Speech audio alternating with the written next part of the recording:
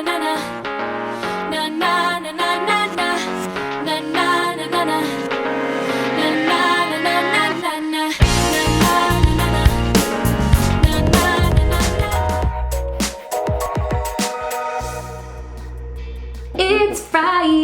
Friday, gotta get down on Friday. What is up, everybody? Welcome back to my channel. It's Kimberly for another Friday Q&A, and oh my gosh, guys, I can't believe this is Q&A number 5 already. This rhythm of Q&As every Friday is so much fun for me. I just love hanging out with you guys, and I feel like we're just getting deeper and deeper every week. I chose questions that are really personal and kind of awkward to answer, but I felt like it's time now. Let's just go there together. If you haven't joined the membership section yet, definitely go do that now by clicking join on the channel. We're having so much fun over there. I love my members. You guys are loving the quizzes and extended Q&As, and it's been so much fun over there. So go click join and choose what level you want to be a part of, and then come join the party, because I'm going to be waiting for you guys after this video over there to answer even more questions. But first, let's get into question number 1. How can you make him like you when he knows that you like him? So awkward. I've seen this a few times in my DMs and in the questions on Instagram, and I have always felt like I wanted to answer this one, but that people may not like the answer to it, so I've kind of avoided it in the past. When someone knows that you like them, it's actually harder. Not gonna lie, it's harder to get in and to start up conversations, because if they don't know you and they already have been given this piece of information that you like them, especially if they don't know you very well, kind of creates this barrier between you and the person that you like, that it's actually harder to get to know them. If they don't have romantic vibes to you yet, they are thinking, I don't want to lead them on. I don't want to give them any ideas or make them like me even more. So it can be really hard to get in with someone once they have that information. This is why, honestly, guys, I always say, don't tell too many people when you have a crush, because if that information gets leaked, it can make it actually harder to make progress with your crush, because they may have their boundaries up right from the get-go.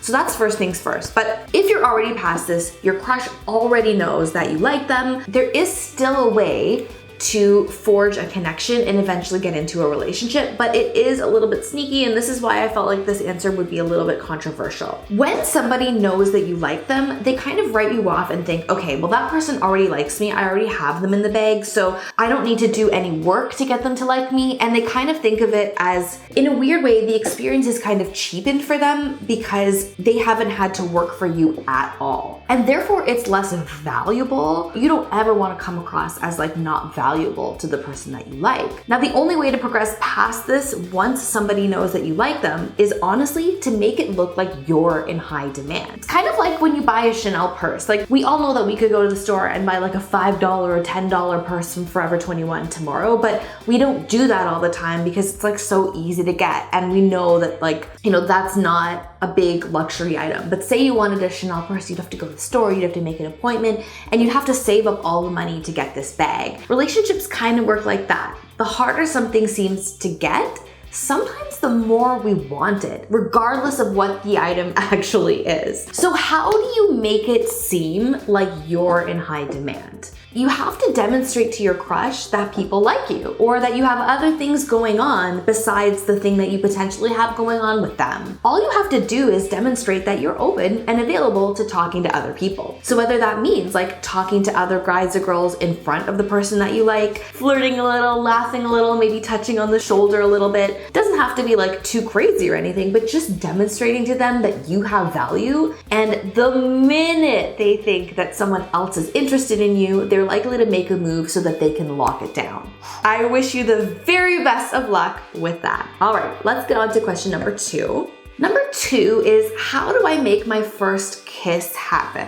Okay guys, I have some really strong opinions on this question. The first kisses aren't as important as how we make them in our minds, and there are a lot of different ways to kind of make this happen and things to consider when thinking about your first kiss. But because this is a little bit of a longer answer, I am going to talk about this one over in the membership section after this video. I will meet you guys over there. And for those of you who are interested, I'm going to really go into this question in a lot more depth. It's very personal, very awkward, and a lot of people have had really different different first kiss experiences. So I think this is a better question for the more private section over there after this. So I'll meet you guys there after, and we'll get into another question 2 right now. Take 2 for question 2. How much is too much when communicating? I would like to talk to my crush at least once a day, but is that too much? My honest answer to this one is that it depends. And in any relationship, when you're talking to someone that you like, you want there to be momentum. You want progress to be happening, and you don't want to let things get cold. Otherwise they get stale, and that relationship loses any chance of ever heating up back up again. But when it comes to actual frequency, you really can't force it. So I think that you really need to figure out how often do you see your crush naturally, and how can you make it feel natural. If you don't see them every day, if you don't at least have a class together every day, then speaking to someone every day will feel unnatural, because you're going to be forcing or walking up to them or making that connection almost forcefully happen very quickly. And that, I think, is a mistake. The key to any relationship is that you want to leave the other person feeling like they're wanting more. And so having times where you're physically in the same place together but not actually communicating, or you're not actually going up to them, I think that's also important too. So don't stress if you don't talk to the person you like every day. The key is that when you find opportunities for it to naturally happen, you want to take that chance about half of the time, and the other half of the time you should purposely not take that opportunity, because either that's their opportunity to come and talk to you, what they are thinking about it in their mind, oh, there she is, like, should I go talk to her? You want them to feel that a little bit. This is all going back to scarcity. You want to create a little bit of it. You want to give them the opportunity to talk to you sometimes, and then other times withhold it a bit so that they have to do a little bit of work to come up and talk to you. I love how both of these questions have really discussed the scarcity mentality in depth. If any human is able to learn about the scarcity mentality and implement that into, dealing with young relationships, that is like the key to making people attracted to you, because you've figured out how to make yourself scarce and look like you're in high demand. So I think you really need to use your best judgment and determine what feels natural in your scenario. And I trust that you guys can totally do that. I just started officially dating my boyfriend a week ago. We have cuddled, held hands, and kissed on the cheek. How do I set physical boundaries? Not that this is too far, but I want there to be mutual agreement so I am never in an uncomfortable situation. I think that consent is a very important thing to take into consideration when you are in any relationship, whether it's new or whether it's really old. It's always important to think about setting physical boundaries for yourself if that helps you feel more comfortable. I think we sometimes stress a little bit too much about how to set these boundaries, and the truth is, in most cases, you're gonna naturally be able to set these boundaries just based on your body language and words alone. So for example, in this new relationship with your boyfriend or girlfriend, you've been in a relationship for a week, and let's just pretend that you are uncomfortable with someone potentially touching you on the knee. You're in a situation, maybe you're on a date, you're sitting side by side, and your crush goes to initiate touching you on the knee. All you have to do to communicate your boundary here is you don't have to jump up, you don't have to scream, you don't have to do anything. All you have to do, if they're going for the knee and you don't want that, is to push the hand away or gently touch the hand and be like, look, shake your head no, and be like, that's a little too far for me right now. And that's all it has to be. And you know what, guys, if your relationship is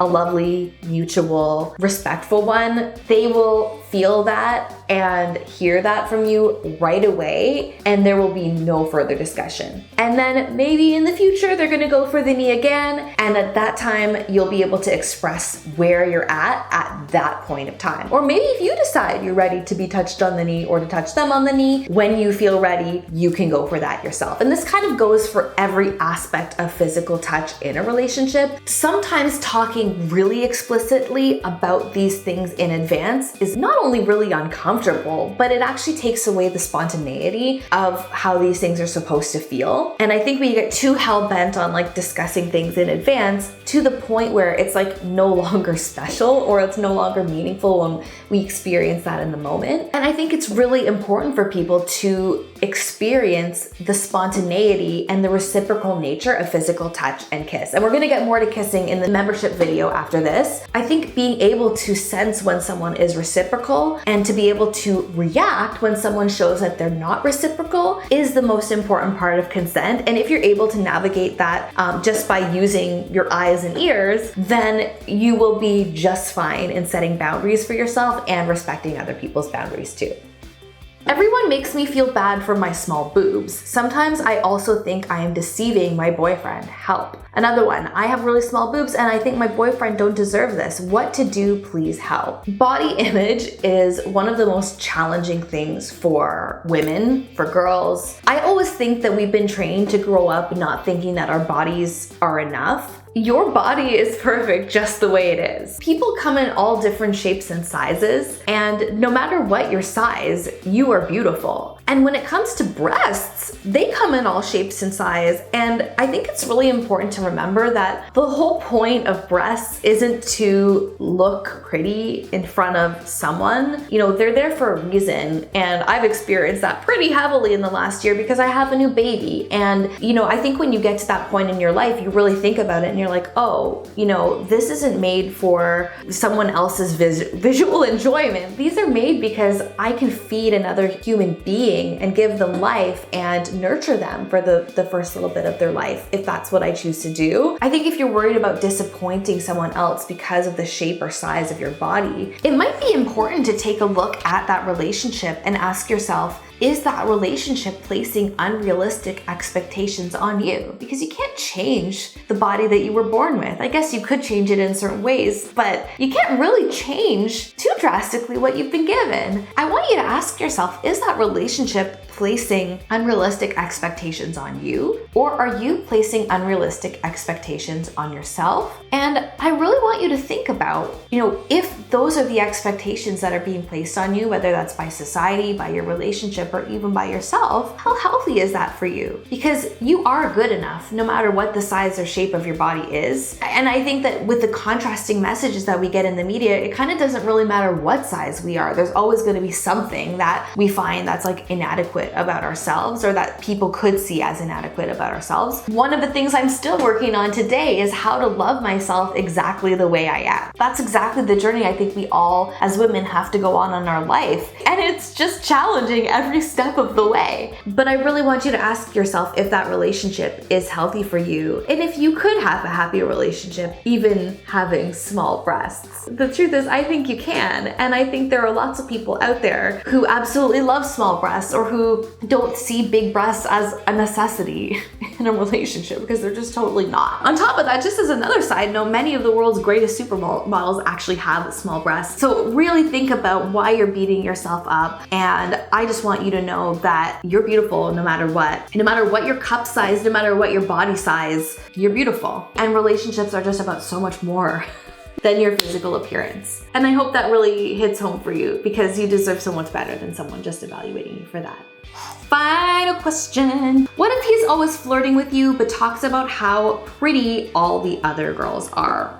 This answer is also so awkward to share with you guys. I feel like maybe this is the most awkward Q&A we've ever done on this channel so far. Okay, I'm gonna give you an honest answer. A few weeks back, we did a video on how to tell if a guy is a player. So if a guy is always flirting with you, but is like really not ashamed at all or afraid at all to tell you how beautiful other women are, it's usually one of two answers. The first answer is that he likes you as a friend, and that the flirting that he's doing is actually just his way of communicating friendship. And he feels so comfortable around you that he's able to be like, oh, I like all these other girls. They're all so beautiful. They're all so hot, blah, blah, blah. And he just doesn't think anything of it because he sees you as a friend. That's answer number one. Answer number two is that this guy is a huge player. He wants you to know that he thinks of lots of different girls in a very sexualized way. He wants you to know that he's popular with women. He wants you to know that you're not the only one that he's thinking about,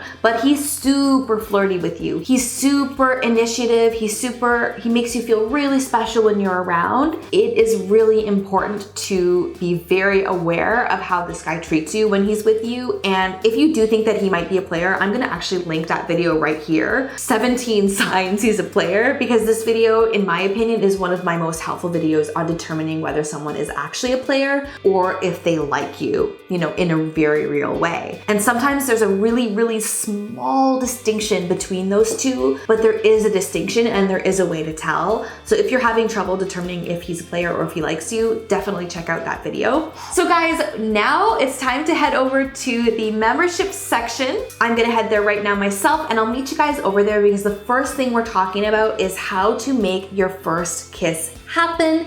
We're gonna talk a lot more about physical boundaries, a lot more awkward questions over there about relationships, about dating, about crushes. So if you haven't already gone over there and clicked the join button and decided what level that you wanna engage with me on, whether it's extended Q&As or extended Q&As and the weekly quizzes, which you guys are loving, just head on over there and I'll see you guys right over there in about 2 seconds. Okay guys, I love you all, and I'll see you next week for another Friday Q&A. Bye-bye.